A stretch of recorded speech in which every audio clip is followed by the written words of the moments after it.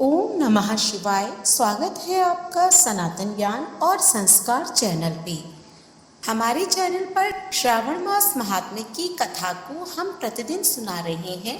उसी कड़ी में आज सुनेंगे श्रावण मास महात्म्य के 10वें अध्याय की कथा को। बाकी सभी अध्यायों की कथा को आप हमारे चैनल पर सुन सकते हैं। जिन्होंने भी हमारे चैनल पर इन अध्यायों की कथा का श्रवण किया है, उनका हृदय से बहुत बहुत धन्यवाद। सुनते हैं आज के 10वें अध्याय की कथा को।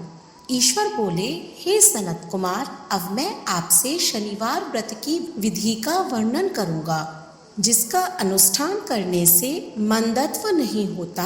श्रावण मास में शनिवार के दिन नरसिंह, शनि तथा अंजनी पुत्र हनुमान, इन तीनों देवताओं का पूजन करना चाहिए। दीवार पर अथवा स्तंभ पर नरसिंह की सुंदर प्रतिमा बनाकर हल्दी युक्त चंदन से और नीले, लाल तथा पीले सुंदर पुष्पों से लक्ष्मी सहित जगतपति नरसिंह का भली भांति पूजन करके उन्हें खिचड़ी का नैवेद्य तथा कुंजर नामक शाक का भोग अर्पण करना चाहिए और उसी को स्वयं भी खाना चाहिए और ब्राह्मणों को भी खिलाना चाहिए। तिल का तेल तथा घृत स्नान भगवान नरसिंह को प्रिय है। शनिवार के दिन तिल सभी कार्यों के लिए प्रशस्त है।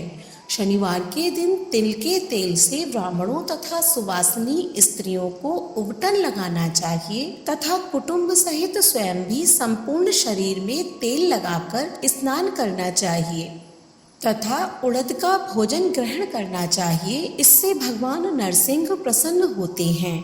इस प्रकार श्रावण मास में चारों शनिवारों में इस व्रत को करना चाहिए। जो ऐसा करता है उसके घर में स्थिर लक्ष्मी का वास रहता है और धन धान्य की समृद्धि होती है। पुत्रहीन व्यक्ति पुत्र वाला हो जाता है और इस लोक में सुख भोगकर अंत में वैकुंठ प्राप्त करता है। नरसिंह की कृपा से मनुष्य की चारों दिशाओं में व्याप्त रहने वाली उत्तम कीर्ति होती है। हे सौम्य, मैंने आपसे नरसिंह कहा यह उत्तम व्रत कहा। हे सनत कुमार, अब शनि की प्रसन्नता के लिए जो करना चाहिए उसे सुनिए। एक लंगड़े ब्राह्मण और उसके अभाव में किसी ब्राह्मण के शरीर में तिल का तेल लगाकर उसे उष्ण जल से स्नान कराना चाहिए और श्रद्धा पूर्वक नरसिंह के लिए बताए गए अन्न अर्थात खिचड़ी उसे खिलानी चाहिए। उसके बाद तेल, लोहा, काला तिल, काला उड़द, काला कंबल प्रदान करना चाहिए। इसके बाद यह कहें कि मैंने यह सब शनि की प्रसन्नता के लिए किया है, शनिदेव मुझ पर प्रसन्न हो। उसके बाद तिल के तेल से शनि का अभिषेक करना चाहिए।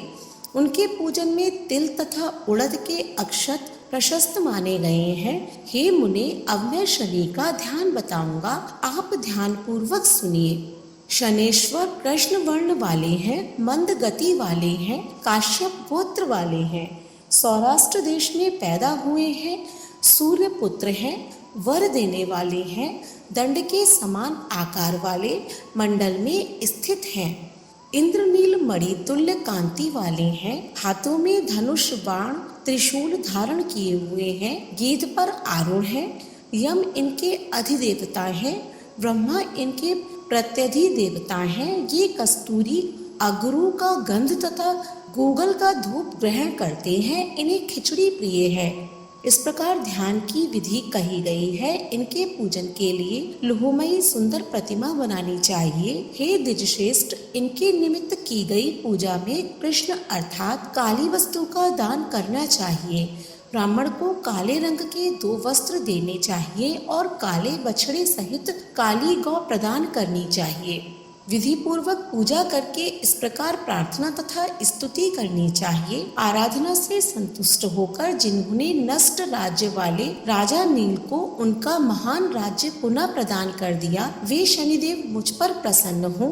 नील अंजन के समान वर्ण वाले, मंद गति से चलने वाले और छाया देवी तथा सूर्य से उत्पन्न होने वाले उन शनेश्वर को मैं नमस्कार करता हूँ।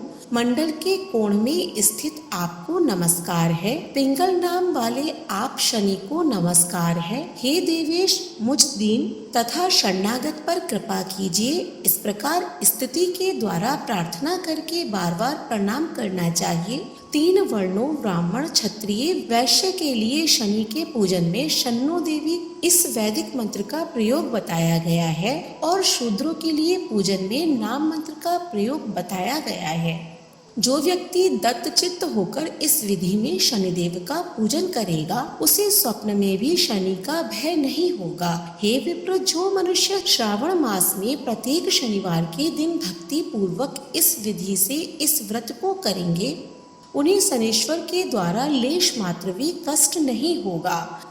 जन्म राशि से पहले, दूसरे, चौथे, 5वें, 7वें, 8वें, 9वें अथवा 12वें स्थान में स्थित शनि सदा कष्ट पहुंचाता है। शनि की शांति के लिए क्षमाग्नि इस मंत्र का जप करना बताया गया है। उनकी प्रसन्नता के लिए इंद्रनील मणि का दान करना चाहिए। हे सनत कुमार, इसके बाद अब मैं हनुमान जी की प्रसन्नता के लिए विधि का वर्णन करूंगा।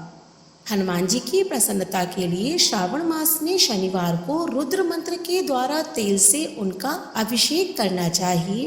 तेल में मिश्रित सिंदूर का लेप उन्हें समर्पित करना चाहिए। जपा कुसुम की मालाओं से, आक धतूर की मालाओं से, मंदार पुष्प की मालाओं से, बटक बड़ श्रद्धा भक्ति से युक्त होकर अंजनी पुत्र हनुमान जी की पूजा करनी चाहिए। इसके बाद बुद्धिमान को चाहिए कि हनुमान जी की प्रसन्नता के लिए उनके 12 नामों का जप करे।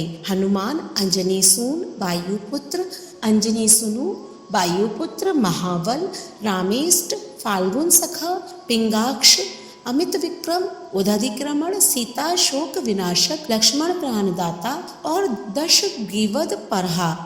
ये 12 नाम है। जो मनुष्य प्रातःकाल उठकर इन 12 नामों को पढ़ता है उसका अमंगल नहीं होता है और उसे सभी संपदा सुलभ प्राप्त हो जाती है। इस प्रकार श्रावण मास में शनिवार के दिन वायुपुत्र हनुमान जी की आराधना करके मनुष्य वज्र तुल्य शरीर वाला, निरोग तथा बलवान हो जाता है। अंजनी पुत्र की कृपा से वह कार्य करने में वेगवान तथा बुद्धि वैभव से युक्त हो जाता है। उसके बाद शत्रु नष्ट हो जाते हैं, मित्रों की वृद्धि होती है, वह वीर्यशाली तथा कीर्तिमान हो जाता है। यदि साधक हनुमान जी के मंदिर हनुमत कवच का पाठ करे तो वह अणिमा आदि 8 सिद्धियों का स्वामित्व प्राप्त कर लेता है और यक्ष, राक्षस तथा बेताल उसे देखते ही कंपित तथा भयभीत होकर वेग पूर्वक 10 दिशाओं में भाग जाते हैं। के सप्तम शनिवार के दिन पीपल के वृक्ष का आलिंगन तथा पूजन करना चाहिए। शनिवार को छोड़कर अन्य किसी दिन पीपल के वृक्ष का स्पर्श नहीं करना चाहिए। शनिवार के दिन उसका आलिंगन सभी संपदाओं को प्राप्त कराने वाला होता है। प्रत्येक मास में 7 वारों में पीपल का पूजन फलदायक है, किंतु श्रावण में यह पूजन अधिक फलदायक होता है। इस प्रकार श्री स्कंद पुराण के अंतर्गत ईश्वर सनत कुमार संवाद में श्रावण मास महात्मा में शनीश्वर नरसिंह हनुमत पूजनादि शनीश्वर प्रत्य कथन नामक 10वां अध्याय पूर्ण हुआ। बोलिए भोलेनाथ भगवान की जय। अगले अध्याय का श्रवण करने के लिए हमारे चैनल को सब्सक्राइब करें। आज की वीडियो पसंद आई हो तो कमेंट बॉक्स में ओम नमः शिवाय अवश्य लिखें। ऐसी ही धार्मिक वीडियोस देखने के लिए हमारे चैनल को सब्सक्राइब करें। धन्यवाद।